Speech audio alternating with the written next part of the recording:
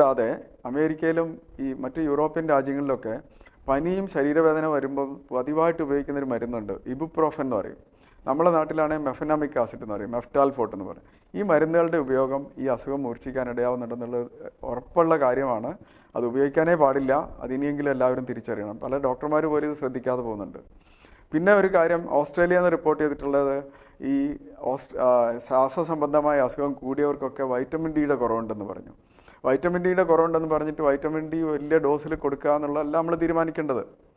Vitamin D കിട്ടണമെങ്കിൽ സമീകൃത ആഹാരം കഴിക്കണം.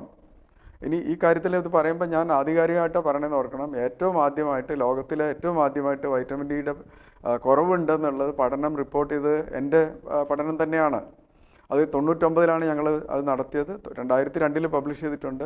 അതിൽ വളരെ വ്യക്തമായിട്ട് പറഞ്ഞിട്ടുണ്ട് വൈറ്റമിൻ ഡി ആവശ്യത്തിന് കിട്ടണമെങ്കിൽ സമീകൃത ആഹാരം 3 നേരവും കഴിക്കണമെന്ന്. സമീകൃത ആഹാരം കിട്ടണം, അത്യാവശ്യം